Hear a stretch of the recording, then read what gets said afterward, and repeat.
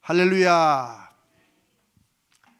자, 오늘은 이제 여러분 지금 우리가 금요일마다 이렇게 나누는 그 주제를 알고 계시나요? 그 의미가 뭐예요?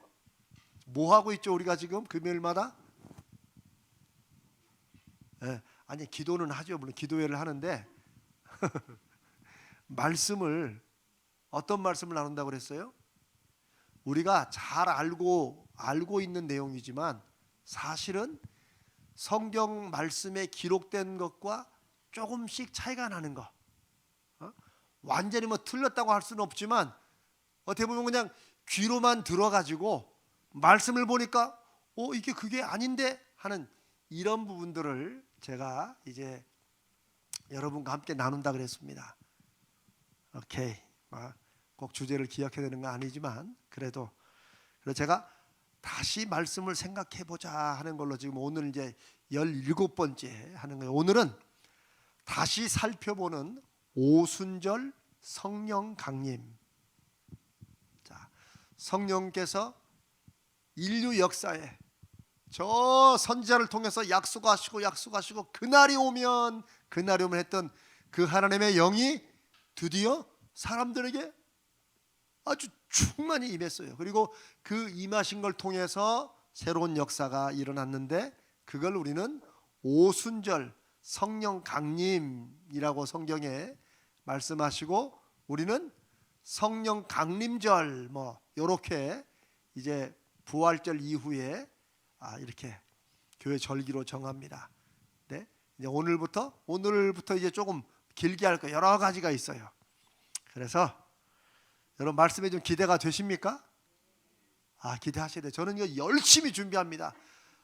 자료도 찾아보고 또 옛날에 그냥 이런 것도 찾아보고 이렇게 하니까 한번 이제 오늘부터 저는 아마 4주, 5주, 6주 될 것 같아요. 계속. 그러면 이제 왜 오순절에 성령께서 강림하셨나?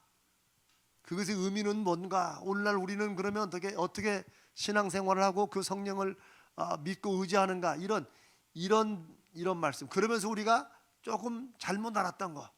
자, 쉽게 말하면 우리는 오순절 성령 강림이 어디에서 일어났다고 생각해요?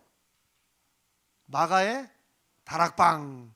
이거 이제 다음에 할 거예요. 다음 주제인데 마가의 다락방이라고 성경이 말하지 않습니다. 아니 근데 우리가 왜 다 마가의 다락방으로 알고 있죠? 그걸 옛날에 설교했던 목사님들이나 우리가 성경 보면 이렇게 앞에 기록된 것과 그냥 이걸 쭉 연결해서 하지 마가의 다락방이 아닐 확률이 성경의 기록 보면 훨씬 큽니다.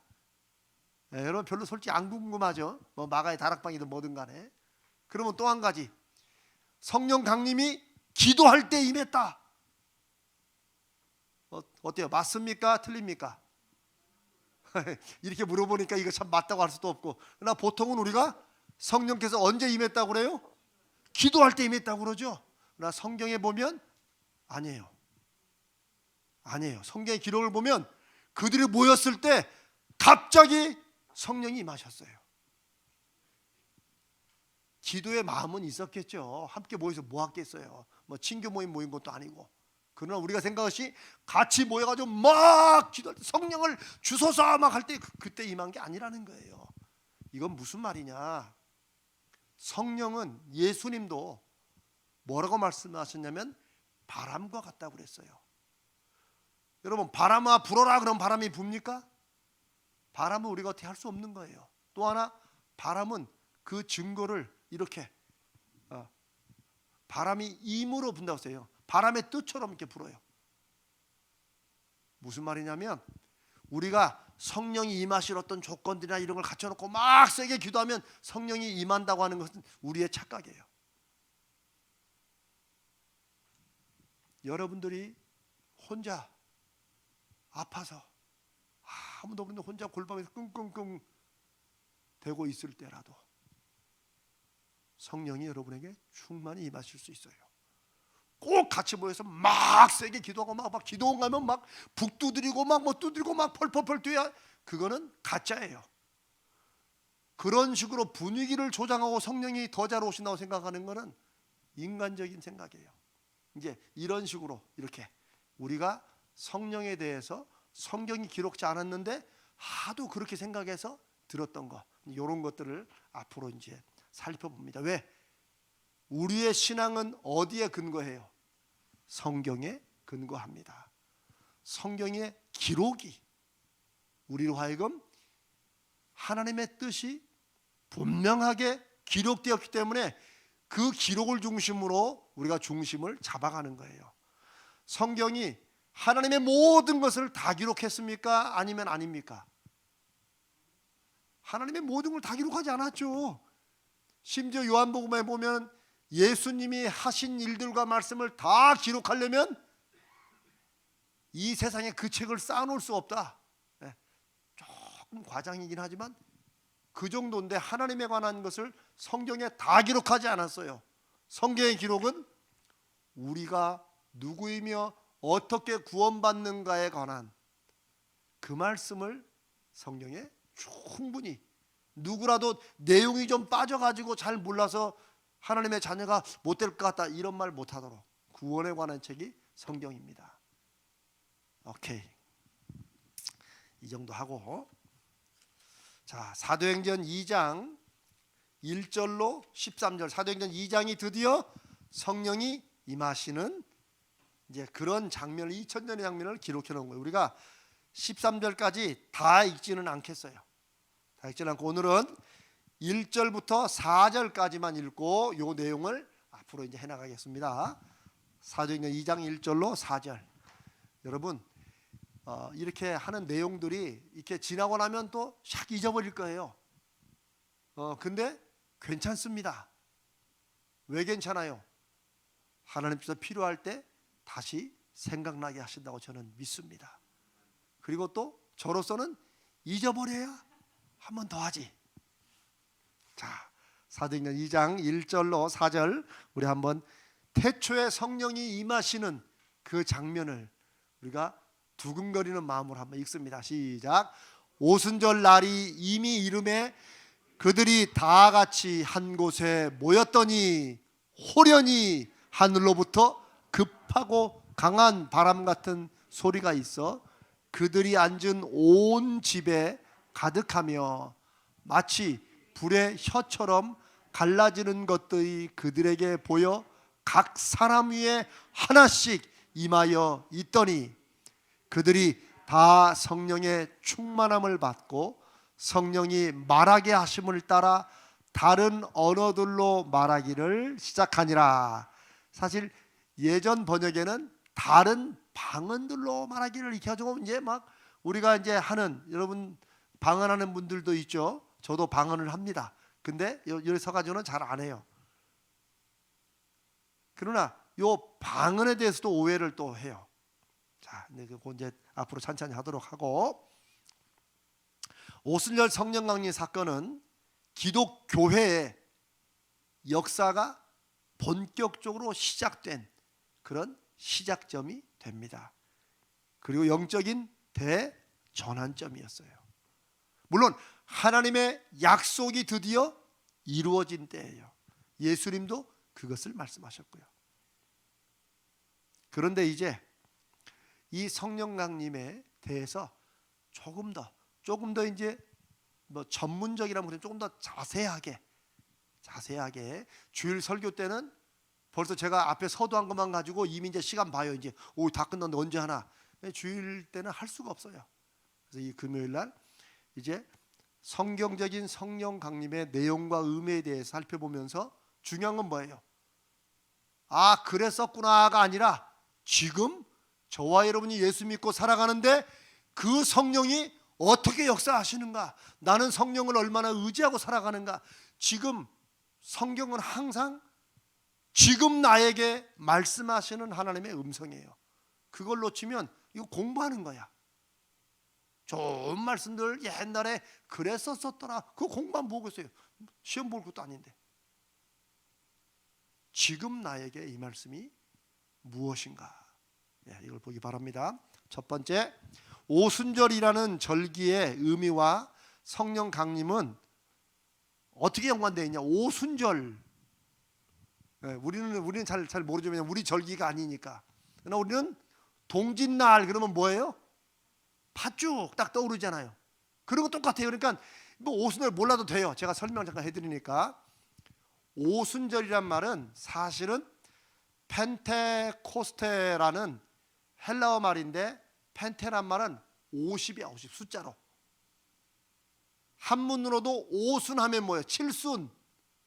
그러니까 어떤 분은 칠순 잔치는 알아도 오순하면은 전혀 다른 걸 줄 알아. 근데 한자가 같아요. 그럼 뭐예요? 오순은 50이지. 육순, 육순이란 말 잘 안 쓰죠. 보통 칠순 잔치, 팔순 잔치 그렇게 하죠.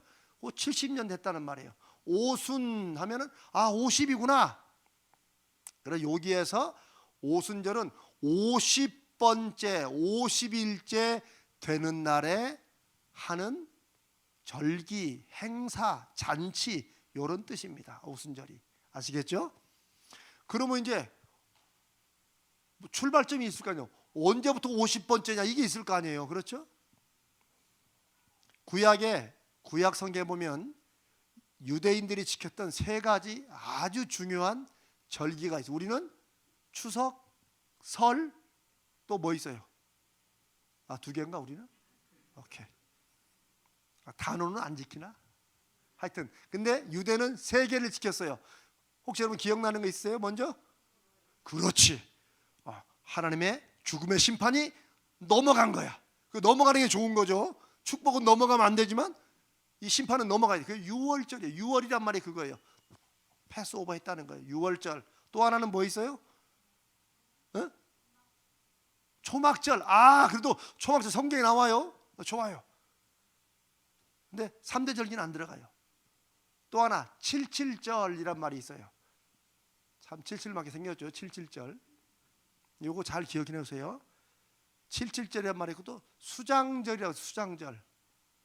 수장절은 나중에 보면 에스더라는 여인이 바사 페르시아의 포로로 잡혀갔다가 거기서 하마터면 다 죽을 뻔했는데 에스더가 죽으면 죽으리라 그 생각나죠? 이렇게 해가지고 하만이라는 사람이 그냥 그 못된 짓을 꾸몄다가 이스라엘 다 죽을 뻔했는데 오히려 하만이 지가 만들어 놓은 장대에 달려 죽은 기막힌 사건이죠. 그게 수장절. 그때로부터 아닌가? 제가 지금 이걸 제가 알고 있다는데 이게 불임절인가? 그거 불임절 같은데? 제가 지금 설명을 하면서 이거 불임인데. 자, 죄송합니다. 요 수장절은 3대 절기 중에 하나인데 제가 다시 한번 찾아볼게요. 제가 너무 확신하고 안다고 이거 원고를 쓴 것 같아요. 죄송합니다. 이 중에 하나 77절이라는 게 있죠. 77은 7일 되는 게 7번이야. 그럼 며칠이에요? 49일. 그래서 77절이 오순절 50이라는 말에 헬라식 표현이에요. 이게 똑같은 말이야. 목사님 그건 49일이건 50인데 너무 따지지 마세요. 그냥 77절이 7번 49일 지나면 그 다음은 뭐예요? 쉰이잖아. 그래서 오순절과 77절은 같은 말로 사용돼요. 절기예요. 자, 뭐 6월절 아시니까 넘어가고요. 자, 6월절은 여기 보면 성경에도 마가복음 보면 6월절 곧 무교절 첫날에 이런 말도 있어요. 그냥 우리가 그냥 그런 건 안중에 넘어가지만 6월절 다음에 절기가 바로 시작되는 게 무교절인데 6월절은 하루예요. 무교절이 시작되는데 6월절이 무교절의 첫날로 그렇게 이해를 하기도 했어요. 그러니까 뭐 이런 건 잊어버려도 돼요. 그냥 그래도 유교절, 무교절, 6월절 뭐 이런 게 있다고 생각하면 되고, 무교절은 뭐냐면 무자에다 교자가 그 누룩, 제가 한문은 모르는데 누룩이에요. 그러면 무교면 뭐예요? 누룩이 없는 빵, 안 부풀린 빵. 이걸 먹으면서 하나님의 역사하심과 그거를 기념하는 날이에요. 무교절이. 그러니까 6월절 바로 다음에 이어서 무교절이 이제 누룩을 안 넣는 빵을 먹은 그날로부터 이렇게 해서 50일째 되는 날이 바로 오순절 혹은 77절 이런 거예요. 그런데 이 절기의 원래 의미는 뭐냐면, 우리는 여름에는 수확을 잘 안 하죠. 그러나 벼들도 요즘에 조생종은 한여름에 이렇게 먼저 벼 수확을 하기도 해요. 근데 옛날 이스라엘에서는 초여름이면 우리말로 뭐 7월쯤이라고 합시다. 7월쯤에 밀 수확을 감사하는 그런 날이 칠칠절이에요. 왜냐하면 7주에 걸쳐서 밀을 수확을 하고 수확을 마치는 날이 바로 오순절이 되는 거예요. 그래서 그냥 이 모든 말을 한마디로 말하면 유대식 추수감사절이다. 이게 무슨 날이라고요? 오순절 혹은 칠칠절이라 생각하시면 돼요. 우리는 추수감사절이 11월 셋째 줄로 정해놨죠. 그거는 어디서부터 정해졌냐면은 사실은 미국의 청교도들이 건너와서 자기들도 지켰던 그 추수감사절 이렇게 연결해서 이제 생각한다고 하기도 해요. 그래서 이 날을 맥추절이라고도 부르고 칠칠절이라고도 부르고 처음 익은 열매를 드리는 날이라, 이렇게 성경에 출애굽기, 신명기, 민수기에 다양하게 나와 있어요. 자, 그러면 이제 오순절은 분명히 뭐 수확하고 이런 걸 감사하는 날인데, 오순절하고 성령 강림은 무슨 의미가 있느냐? 그 뒤에 제가 조금 이따 설명을 드립니다. 오순절 성령 강림에 영적이고 신앙적인 의미가 있어요. 물론 꼭 오순절에 와야 된다 그럴 건 없지만, 예수님께서 약속하신 그날이 바로 오순절이 돼요. 무슨 말이냐면, 예수님께서 우리가 지난번에 최후의 만찬 뭐 이렇게 할 때, 그때 예수님이 지키신 절기가 뭐예요? 유월절이었죠. 유월절. 그래서 기억나세요? 유월절을 우리는 12제라고만 딱 이게 다빈치가 이렇게 먹은 것처럼 하지만, 사실은 유월절은 온 가족이 다 식사를 하는 날이라고 그랬죠. 아주 중요한 날이라고 그랬어요. 그래서 예수님의 다른 제자들과 여인들도 아이들도 같이 있었을 것이다. 이게 당연한 거예요. 그런데 예수님께서 유월절은 기독교의 역사에 신앙적으로도 아주 중요한 말이죠. 사실은 그렇죠. 뭐 기독교가 아니라 유대교회는, 왜냐하면 그때로부터 애굽에서 탈출해 가지고 하나님의 백성이 된 날이기 때문에 그래요. 유월절이. 그런데 예수님께서 십자가에 피 흘려 죽으심으로 인류를 구원하시는 걸 뜻하는 날이 바로 유월절과 바로 붙어 있어요. 예수님이 유월절에 돌아가신 건 아니에요. 보통 유월절은 날짜로 요일로 따지면 목요일이에요. 그 다음에 유월절 다음 날, 그날이 금요일이에요. 예수님은 금요일 날 돌아가셨어요. 십자가에서. 요일로 따지면. 그래서 그날을 뭐라고 부르냐면, 뭐라고 부르죠 영어로? 금요일. 이게 참 정말 요즘엔 깜빡깜빡해가지고 정말 주여 이 머리가 깜빡. 하여튼 원고에 써놔야 돼요. 안 써놓으면 깜빡해. Good Friday. 성금요일. 그게 바로 금요일날 돌아가신 거예요. 금요일 낮에쯤 돌아가셨죠. 금요일 밤 지내고 토요일 날은 뭐예요? 안식일이야, 유대인들에게는.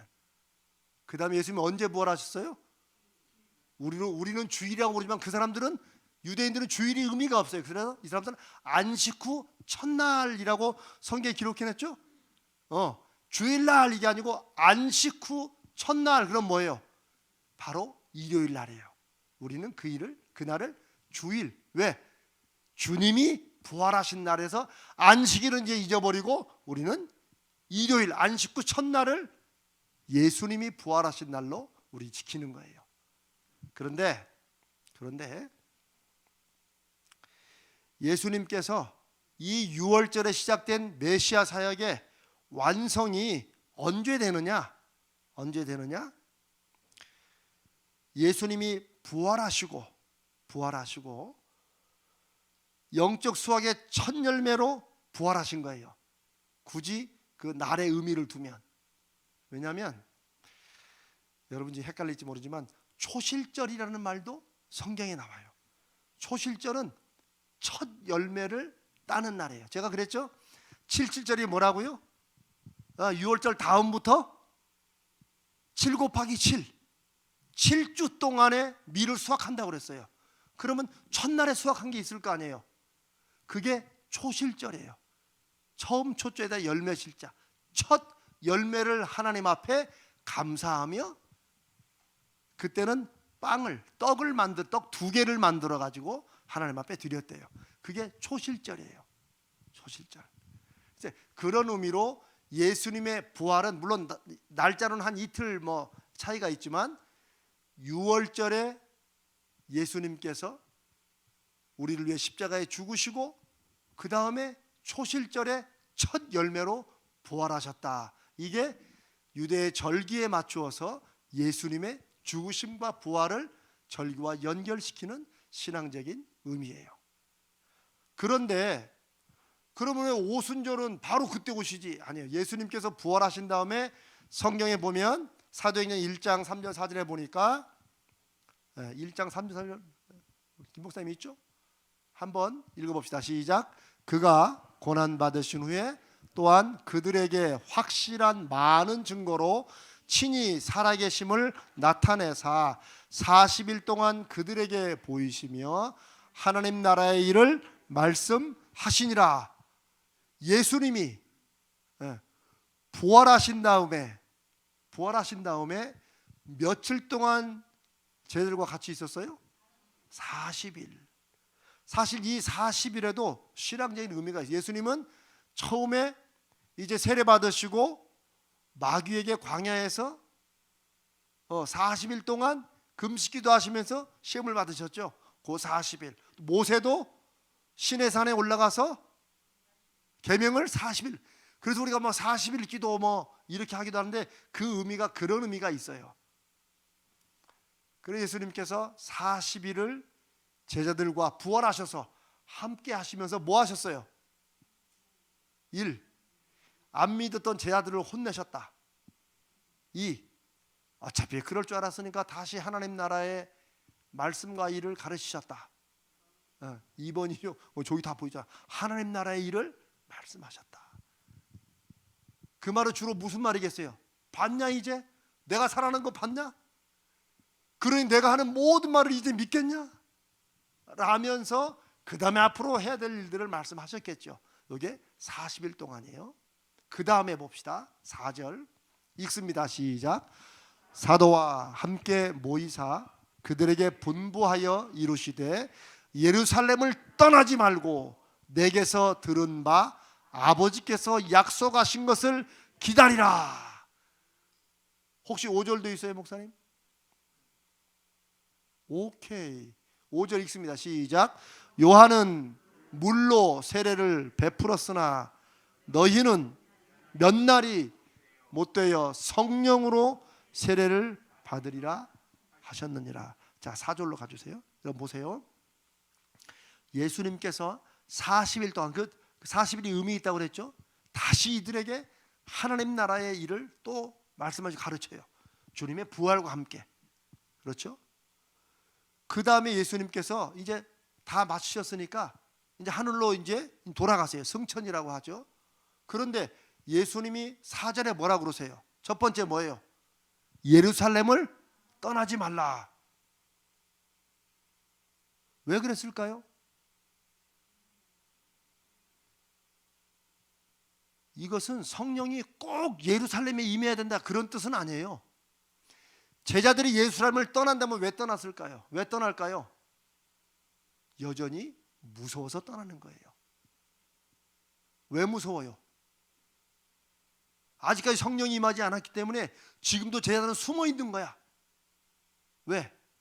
나사렛 예수라는 이단을 잡아 죽였는데 그 제자들이 어디 있나 살피는 눈들이 여전히 계속되기 때문에 이 사람들은 여전히 불안했어요. 그래서 예수님께서 뭐라고 그러세요? 예루살렘을 떠나지 말아라. 절대 여기 있으라는 거예요. 그다음에 두 번째 뭐예요? 내게서 들은 바, 이 말은 내가 말한 대로 뭐예요? 아버지께서 약속하신 것을 기다려라. 제가 그랬죠. 예루살렘이 꼭 성령에 임해야 되는 어떤 성경적인 어떤 예언의 증거도 없어요, 사실은. 그러나 이들이 몸을 피해 도망가는 게 아니고 무엇을 믿고, 주님의 말씀의 약속을 믿고 두렵고 떨리는 중에도 참고 기다리는 거야. 어? 이게 예수님께서 그들에게 요구하신 거예요. 뭘 기다려요? 아버지께서 약속하신 것. 이거는 예수님이 전에도 많이 말씀하셨어요. 내가 가는 것이 너희에게 유익이다. 왜요? 내가 가야 누가 오셔요? 성령이 오신다고 그 얘기를 하시는 거예요. 그래서 5절에 한 번 더 말씀하세요. 5절에 너희는 뭐예요? 몇 날이 못 되어 성령으로 세례를 받으리라. 이게 유엘세 약속이에요. 성령으로 세례를 받을 것이다. 근데 중요한 건 몇 날이 못 돼요. 그 말은 언제 온다는 거예요? 곧 온다는 거예요. 곧. 지금 예수님과 40일을 지냈죠. 네, 그러면 성령은 언제 왔어요? 우리가 숫자로 따지면 며칠 만에 왔어? 아니 50일이 아니지. 계산이 안 되는구만. 예수님이 부활하신 그 다음부터 50일이니까 6월쯤부터 50일이니까 그러면 부활하신 50일이 그럼 뭐예요? 40일 하고 뭐 이게 날짜가 딱 정확하지 않지만 한 10일 이내에, 그러니까 한 일주일 조금 더 기다려서 성령이 임한 거예요. 제자들 50일 기다렸으면 다 떠났어요. 여러분 안 그랬을 것 같아요? 한 달 반이 넘는데 아이고 기다리겠어요? 안 기다립니다. 저는 이런 성경의 이 기록들을 볼 때마다 야, 예수님께서 참 제자들을 무척 생각하셨구나. 떠나지 말고 약속한 그나마 그냥 이를 악물고 붙들으라 하는데 그게 한 10일 정도가 맥시멈으로 생각한 거야.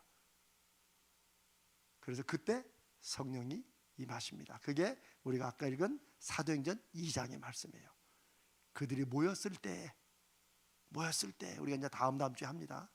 성령이 기도할 때 내렸는 호련히 하늘로부터 일이 시작이 됩니다. 그런데 여기서 의미 있는 것은 구약의 절기인 77절은 또 어떤 절기냐면 모세가 시내산에서 하나님으로부터 십계명과 율법을 받으면서 제정된 날이 77절이에요. 수학으로 따지면 수학을 다 마치고 밀수학을 49일 동안 7주 동안 마치고 난 다음에 감사하는 날인데 77절의 또 다른 의미는 그때 모세는 어디 올라갔어요? 산에 올라가서 40일 동안 하나님께 말씀을 듣고 받으면서 십계명 돌판을 들고 내려왔어요. 그날을 77절이라고 정한 거예요. 그래서 오순절, 즉 77절은 이제 앞으로 오순절이라고 부르겠어요. 오순절은 하나님께서 모세에게 하나님의 백성들에게 계명을 주신 날이에요. 하나님 나라를 선포하신 날이에요. 그런데 예수님 때 오순절은 어떤 날이 됐어요? 이제 새로운 77절인 이 오순절에 하나님께서 계명이 아니라 뭘 주세요? 성령을 주세요. 그런데 이게 계명과 무슨 상관이 있을까요? 예레미야 33장에 뭐라고 그러셨어요? 그날이 되면 내가 내 법을 어디에? 너의 마음 가운데 주겠다. 제가 너무 흥분했나? 저는 너무 감동돼서 그랬는데 이게 예수님의 이 선지자들의 약속이에요. 사람들의 눈에 보이는 계명을 지키려니까 어쩌다 보니까 이게 다 무거운 짐이 되는 거야. 그러니까 지키는 척 하면서 좀 안 지키려는 길이 없나 요걸 연구하고 사는 게 사람이에요. 왜? 다 죄인이기 때문에 그래요. 눈에 보이는 계명 이걸로는 안 되겠구나. 그러니까 하나님께서 선지자를 통해서 그날이 오면 그날에는 내가 너희들의 마음속에 내 말씀을 두겠다. 성령이 임한다는 게 바로 그거예요. 하나님의 말씀을 어떻게 해요? 생각나게 하신다. 그 예수님이 뒤에 말씀하세요. 성령이 오시면 내가 너희에게 가르친 말씀을 생각나게 하고 또 가르치고 깨닫게 할 것이다. 그러니까 하나님의 말씀이 이제는 우리 마음에 새겨진다는 게 우리가 외워야 되는 게 아니에요. 여기 뭐가 있어요? 좀 이런 말 그렇지만 여기에 살아있는 성경이 있어요. 누구예요? 성령께서 딱 우리에게 생각나게 하시고 깨닫기도 하시고. 지금 제가 드리는 말씀을 뭐 열심히 저 양반이 하긴 하는데 대체 헷갈리네 해도 괜찮아요. 다 들으면 나중에 필요할 때 생각나게 하세요. 제가 이렇게 자신 있게 말씀드릴 수 있는 이유는 주님의 약속이기 때문에 그래요. 여러분, 안 믿는 사람들, 요즘에 뇌과학 연구하는 사람들이 그런 말 하잖아요. 사람의 뇌는 너무나도 신기하고 너무나도 똑똑해가지고 사람들이 한번 본 거는 기억된다 안 된다? 기억 다 돼요. 그런데 왜 우리가 왜 몰라요? 어디에다 넣어놨는가 우리가 못 꺼내는 거야. 이게 뇌과학자들이 설명하는 거예요. 그런데 어느 날 갑자기 뜬금없이 옛날 일이 팍 떠오르잖아요. 그거 왜 그래요? 뇌과학자는 모른다 그래요. 뭔가가 자극시켜가지고 저 방에 들어있던 그 우리가 봤던 것이 탁 떠오른다는 거죠. 그러나 예수님은 뭐라고 그러세요? 성령께서 살아계신 하나님의 영이 필요할 때마다 떠오르게 하시고 생각나게 하시고 깨닫게 하신다. 자, 이제 새로운 오순절의 의미를 아시겠죠? 왜 오순절에 성령이 오셨는가를 아시겠죠? 오순절에 하나님의 백성들에게 모세를 통하여서 하나님이 계명을 주셨어요. 이렇게 해라 저렇게 레기에 빡 기록되어 있잖아요. 그러나 그걸로 안 돼. 안 살아, 못 살아. 엉뚱한 짓을 해 사람들이. 그 껍데기만 남았어. 그러니까 안 되겠다. 그날에 내가 나의 법을 너희들의 마음에 두겠다. 그게 누구예요? 성령이 임하셔가지고 말씀을. 이게 성령의 가장 중요하신 역할과 하시는 일은 뭐예요? 와, 막 둥둥둥 뜨게 하는 게 아니야. 할렐루야. 이거는 하나님의 영을 모독하는 거예요. 아니에요. 어떤 분들은 옛날에 그랬어요. 성령이 좀 점잖게 오셨으면 좋겠다고 자기는. 그분도 걱정하실 필요가 없어. 잘못 본 거지. 성령께서는 우리의 각자의 성격에 맞게도 역사하시는 것 같아요. 어떤 분들은 가만히 계시지만 가만히 있는 성도에게 성격이 조용한 성도, 말도 크게 안 해. 목사님, 이런 분들에게 성령이 계세요 안 계세요? 이쪽은 계시는데 이쪽은 안 계시네. 조용히 말하는 분들, 근데 저는 그런 거 잘 못해요.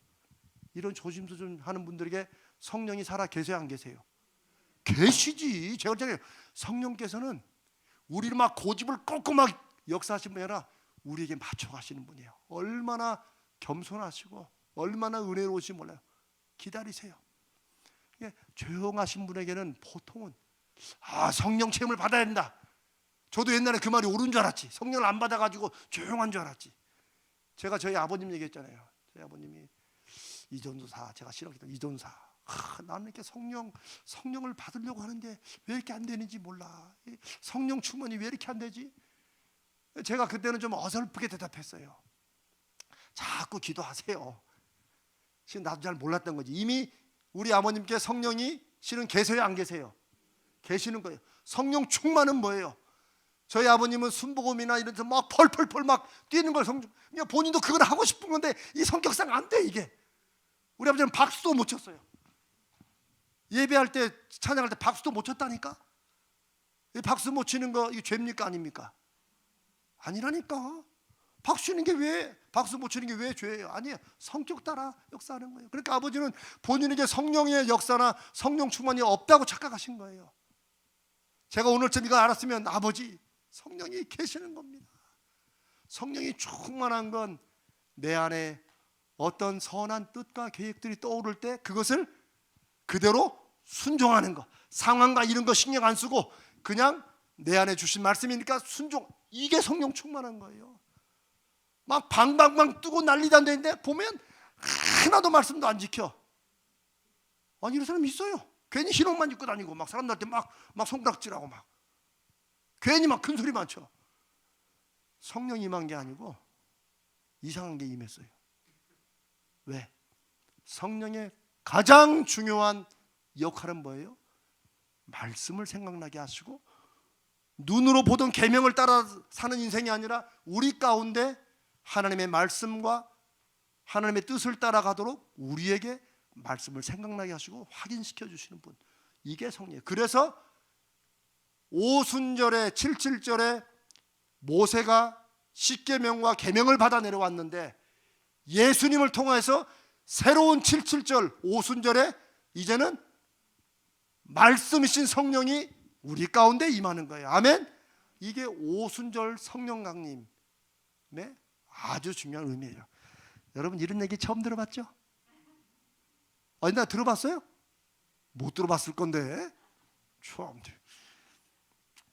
자, 이제 오순절 성령 강림이 왜 중요한가? 제가 이제 아까 절기의 의미를 설명했지만 좀 요약해 봅니다. 오순절 성령 강림에 교회적인, 교회사적인 의미가 있어요. 그것은 부활하신 후 40일을 함께 계시면서 하나님 나라에 관한 일들을 가르치신 예수님께서 절대 떠나지 말아라. 예루살렘을 겁나더라도 버텨라. 무엇하면서 버티라는 거예요? 하나님께서 약속하신 거 그거 기다려라. 근데 가만히 보니까 이게 때로 우리의 믿음 생활이에요. 우리 눈에 보이는 상황은 위협적이고 안 좋아, 안 될 것 같아. 그러나 주님의 약속을 믿고 아버지가 주신다고 하는 것을 기다리는 거야. 그러면 언제 역사해요? 몇 날이 못 돼요. 역사한다니까. 그거에 몇 날이 못 돼요. 우리는 길다고 생각하고 이거 될까 싶은데 몇 날이 못 돼요. 임하는 거예요. 그래도 제자들이 예수님의 말씀을 듣고 그들도 잘 버텼어. 사실은 그 안에 하는 일이 이제 마띠아도 뽑고 이러면서 이제 기도도 좀 하고 막 이러면서 그렇게 임하는 겁니다. 그렇게 해서 성령이 그들에게, 거기 보면 또 우리가 다음에 이제 더 할 거예요. 성령이 그냥 이게 후 임한 것 같지만 아까 읽은 사도행전 2장에 뭐라고 그래요? 각 사람 위에 하나씩 임했다. 이야, 이거 정말 이것도 굉장히 특징적인 거예요. 그냥 성령이 이렇게 그냥 뭉뚱그려 임하신 것 같지만 성경은 아주 세밀하게 불의 혀 같은 건지 갈라져 가지고 위에서 그래서 이제 어떤 분들은 그런 걸 그림으로 그리는데 막 쭉 갈라져 가지고 어떻게 해요? 한 명도 안 빼놓고 각 사람 위에 그 불 같은 것이 다 임했다는 거예요. 이거는 성령께서, 저는 그렇게 이해합니다.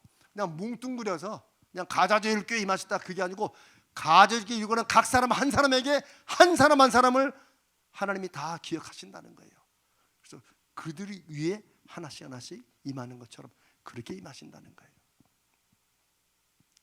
그리고 그때로부터 뭐가 일어나요? 이제 복음의 증거가 나타나요. 복음을 전하기 시작해요. 뭐 어떻게? 첫 번째는 이제는 드디어 깨달았어요. 성령이 임하시자마자 드디어 깨달았어요. 아, 예수님이 하신 말씀이 이것이구나. 이게 한 가지예요. 두 번째는 담대함이 생겼어요. 담대함이. 그래가지고 이제 겁먹을 게 없어. 주님이 약속하신 게 분명히 이루어졌고 성령이 임하니까 마음속에 확신과 자신이 생겨요. 틈만 나면 빨리 그냥 막 도망가려고 했던 이들이 그 후로 예루살렘을 떠나지 말라고 할 필요가 없어. 이제 왜? 예수님이 십자가에 못 박혀 돌아가신, 예수님을 십자가에 못 박은 이 예루살렘에 하나님의 뜻과 계획 가운데 다시 살아나신 예수 그리스도를 전하는 일로, 그래서 예루살렘으로부터 복음이 전파되기 시작해요. 이게 성령 강림, 오순절 성령 강림의 교회사적인 의미예요. 77절에 십계명과 율법을 주신 것처럼 오순절에도 약속된 성령을 주셔서 하루에 막 3,000명, 5,000명, 그것도 남자만 3,000명, 5,000명이니까 뭐 몇몇 명씩 되겠죠. 막 다 뭐예요? 예수를 믿어요. 다. 아, 하나님의 아들을 보냈는데 우리가 모르고 죽였구나. 이걸 깨닫고 그럼 우리가 어떻게 되냐 그러니까 회개해라. 이들이 회개하고 예수를 하나님이 보내신 메시아와 주와 그리스도로 예수님을 믿게 돼요. 그렇게 모인 사람들이 교회가 되는 거예요. 교회가. 오순절 이전에는 이방인들에게는 복음이 전해지지 않았어요. 예수님의 제자 중에, 예수님을 따랐던 사람 중에 이방인이 있었을까요? 없었을까요? 있었을까요? 없었을 것 같아요. 왜 그럴까요? 유대인들은 이방인들과 같이 있지도 않았어요. 여러분은 그 성경 보면 왜 문둥병 걸리거나 왜 이런 사람 보면은 막 돌로 치고 쫓아냈잖아요. 이들에게 이방인들은 지금 예수님과 함께 할 때요, 성령을 받기 전에 그때 모든 제자들은 다 유대인이었어요. 여자들도 있었고 아이들도 있었지만 다 유대인이었어요. 왜? 이들이 이방인들과 함께 한다는 건 상상을 못했어요. 이방인들은 더러운 존재였어요. 이들에게는. 여러분 그거를 아셔야 돼. 그랬는데 이들에게 성령이 임하고 나자 이제는 예수 그리스도의 주되심과 그리스도 되심이 누구에게도 전파돼요? 이방인들에 전파돼요. 이게 오순절 성령 강림의 교회 역사의 아주 중요한 전환점이에요. 아주 중요한 전환점이에요. 제가 왜 이거를 이렇게 분명히 확신으로 말하냐면요, 사도 베드로, 예수님께서 베드로를 나중에 다시 쓰잖아요. 그래서 초기에 베드로가 예루살렘 교회에 아주 중요한 인물이 되잖아요. 캐톨릭에서는 베드로가 초대 교황이라고까지 얘기해요. 그런데 그런 베드로가 이방인들과 접촉을 잘 했어요, 안 했어요? 처음에 잘 안 했어요. 잘 안 했어요. 오직하면 그러니까 하나님께서 베드로의 환상 중에 뭘 내려보냈어요? 여러분 알잖아요. 큰 광주 위에 뭐가 쭉 내려와. 이게 보니까 뭐 있어요?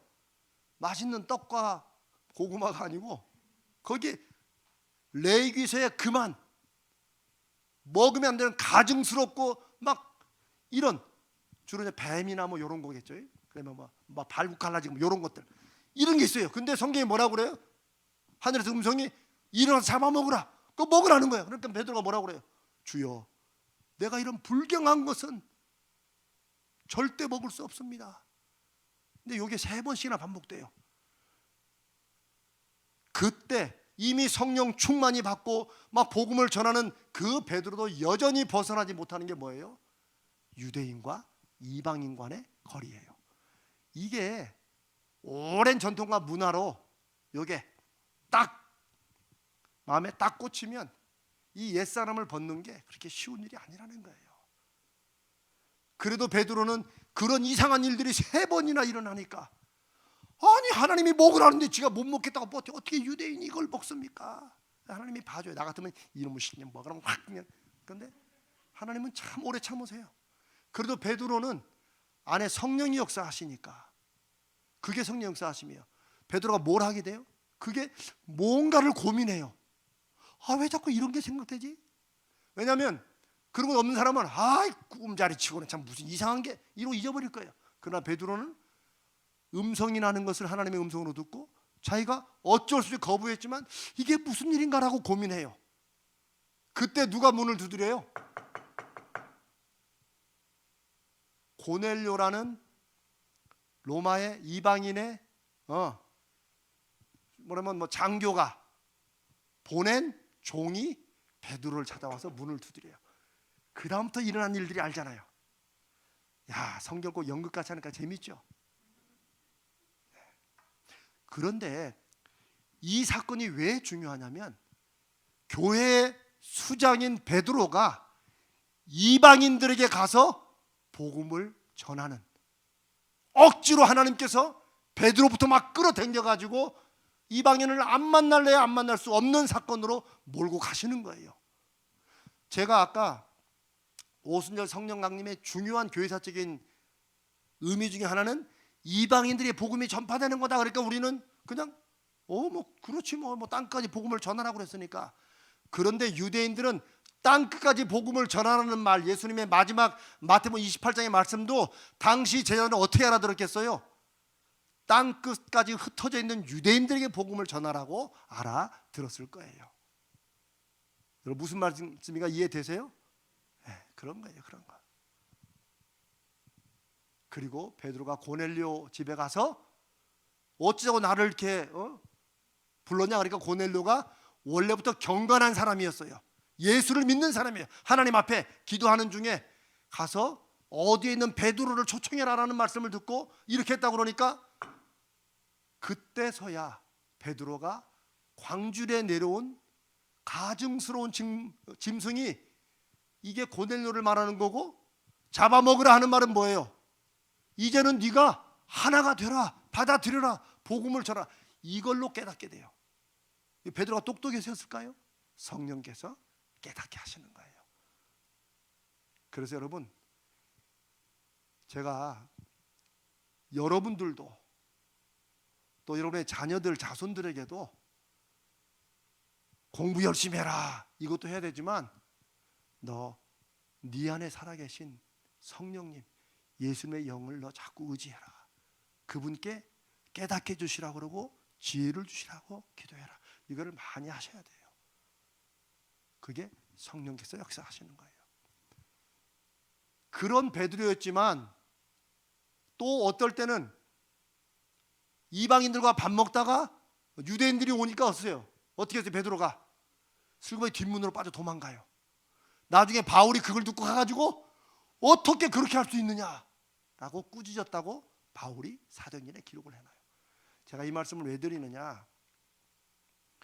이방인들에게 예수가 주와 그리스도가 되신다는 복음이 전파되기 시작됐다는 말이 우리는 쉬운 것 같지만 사실은 유대인들로서는 베드로가 이렇게까지 여전히 벗지 못하는 그런 한계가 있었듯이 이거는 엄청난 일이라는 거예요. 그리고 하나님은 그런 유대인들의 마음을 확 잡아 끄셔가지고 성령을 통해 역사하셔가지고 결국 복음이 어디까지 와요? 우리까지 왔잖아요. 아멘? 네. 이게 성령의 역사예요. 자, 제가 이 얘기를 왜 이렇게 오랫동안 하느냐? 우리도 성령을 받았다, 성령이 충만하다고 말하면 우리가 마음속으로, 문화적으로, 우리 관습적으로 금기시하는 게 분명히 사람마다 다 있어요. 우리 교회도 있을 거예요. 한국 교회도 있을 거예요. 이걸 깨지 못하면 성령 충만하다는 말, 거짓말까지는 아니지만 그거 다시 돌아봐야 돼요. 무슨 말씀인지 아시겠어요? 왜 우리가 옛 습관을 벗어야 되고 옛 사람을 벗어야 되고 왜 하느냐? 성령께서 우리 안에 계실 때 그 역사하심에 순종하면 우리 인생에 우리가 스스로 정한 한계, 우리가 스스로 정한 이거는 안 되지, 이런 인생의 고집들, 성격이란 이름으로 다 넘어갔던 이런 것들을 깨게 만드시는 거예요. 왜 깨요? 그게 깨져야 하나님의 역사하심이 그 성도의 삶에, 그를 통한 다른 사람의 인생에 나타나기 때문이에요. 아멘? 여러분 이걸 꼭 기억하시기 바랍니다. 성령이 충만한 것은 우리로 하여금 이제는 내 생각과 내 경험으로 사는 게 아니라 내 안에 역사하시는 그 성령님을 따라서 내가 한번 순종해 보는 거예요. 근데 그 순종이 말이 쉽지, 어떤 순종은 나는 이거 한 번도 안 해봤어요. 내가 어떻게 저런 걸 해요? 이런 일들을 마치 베드로를 밀어붙이듯이 성령이 저와 여러분에게 믿고 가라 라고 말씀하세요. 거기에 순종하는 사람들은 하나님이 일하시고 역사하시는 증거를 인생에서 보게 돼요. 순종하지 못한 사람들은 하나님께서 그러면 그 그릇에 살고 가도록 그냥 내버려 두세요.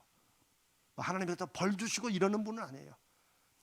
제가 참 답답하게 생각하는 게 어떤 문제, 내일 모레 우리가 한나의 마지막을 다루면서 하나님 앞에 뭘 안 하면 우리가 뭘 잘못하면 하나님께서 마치 벌 줄 것처럼, 그러니까 어떻게 그래도 해야지 마음은 이해하지만 하나님을 그렇게 이해하면 믿음이 자라지를 못해요.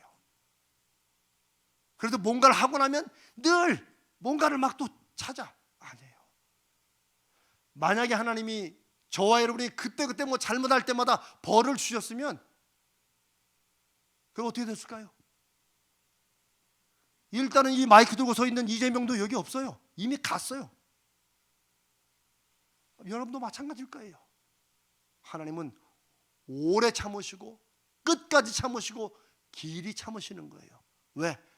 우리가 죄인이었을 때부터 이미 우리를 아시고 우리를 그리스도를 통해서 구원하신 분이 하나님이시기 때문에 그래요. 성령을 통해서 여전히 우리가 옛사람을 벗어버리고 애를 쓰고 나름대로, 그러나 또 이런 것 좀 슬쩍 빠지고 이런 거 하나님이 다 아세요. 그러나 하나님은 기다려주세요. 기다려주세요. 왜? 여러분, 우리가 아이들 키울 때 저는 우리가 살아가는 모습을 가만히 묵상해 보면 하나님과 우리 관계를 가장 잘할 수 있어요. 애가 이렇게 이제 걸음마 좀 시작하잖아요. 이렇게. 근데 여러분 중에 그렇게 한 분 있어요? 야야야, 이제 그만하면 됐다. 너 걸을 줄 알지? 뛰어! 뛰어! 뭐 초시계로. 아, 이 자식 10m 오는데 1시간 걸리네. 아무도 없어요. 가다 넘어진다고. 야, 너는 대체 몇 번을 넘어지냐? 우리 중에 그렇지. 오히려 그냥 걸으려다 넘어지는 게 귀여워가지고 아이고 안 아프냐 이러면서 엉덩이에다가 막 기저귀 큰 거 넘어지면 안 아프라고. 저는 그랬거든요. 채워주고. 왜 그래요? 그래도 안 넘어져 걸으려고 하는 게 귀여워서 그런데, 너희가 악한 자라도 너희 자식들에게 좋은 것을 줄 줄 알거든. 그 다음에 예수님 뭐라고 그래요? 하물며 하늘에 계신 너희 아버지께서 구하는 자에게 좋은 것을 주시지 않겠느냐. 예수님은 우리의 삶을 통해서 하나님을 보라는 거예요. 하나님은 결코 우리가 뭐 실수하고 잘못하고 우리가 꾀부린다고 막 벌 주시고 눈부릅 주시고 그러지 않습니다. 하나님은 오히려 그런 우리가 그래도 또 괜히 또 혼자 찔려가지고 하나님께서 이거 아이고 그래도 네가 컸다고 또 아이고 믿음이 있다고 아이고 네가 또 목사라고 또 회개한다고 그러냐. 저는 하나님이 이렇게 사랑의 마음으로 우리를 살펴주신다고 믿습니다. 우리가 그런 은혜가 아니면 우리가 이 땅을 담대하게 살 수가 없어요.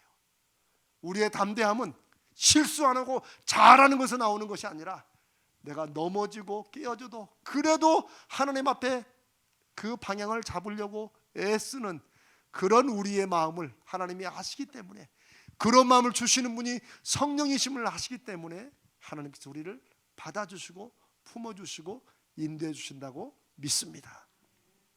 믿음의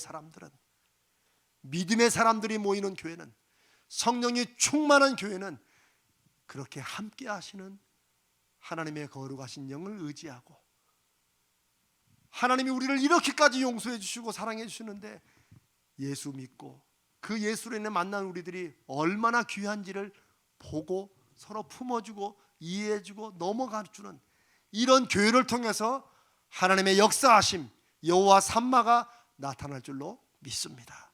그래서 교회는 많은 규칙들, 주차장에서는 어떻게 해야 된다, 막 이런 것들이 여기저기 붙어있는 교회는 저는 별로 그거 바람직한 교회가 아니에요. 어떤 교회는 막 식사의 규칙도 써버렸어요. 이렇게 들어갈 때 절대 새치기 하면 안 됩니다. 아, 그거 참 새치기 하면 어때? 그런 것들이 필요가 없어야 돼요. 아, 여러분 가족끼리 밥 먹는데 거기다 새치기 하지 말 것, 한 번만 받을 것, 이런 걸 누가 써놔요? 안 그렇습니까? 교회는 전혀 모르는 사람들이 만나지만 예수 안에서 한 가족 된 사람들이 만나는 곳인 줄로 믿습니다. 우리는 여전히 오순절 성령 강림을 통해서 이방인들에게 복음이 드디어 전파되었기 때문에 그날이 바로 교회 시작의 거룩한 전환점이라고 부르는 이유가, 이방인들에게 복음 전해진다는 게 그게 우리가 생각하듯이 쉬운 게 아니었다는 거, 유대인들은 계속 그걸 넘어서려고 애썼다는 거, 그걸 못 넘어선 유대인들은 저쪽에 교회들 가가지고 뭐 했어요? 할례 받아야 된다. 내가 아브라함 자손이고 나도 예수 믿는데 할례 받아야 돼. 이런 얘기하다가 사도 바울에게 엄청 혼나고 이단으로 찍혔어요. 왜? 그건 예수 그리스도의 자유롭게 하시고 은혜를 주시는 그 죽으심과 부활을 완전히 인간들의 규칙으로 또 만드는 것이기 때문에 그렇게 하는 거예요.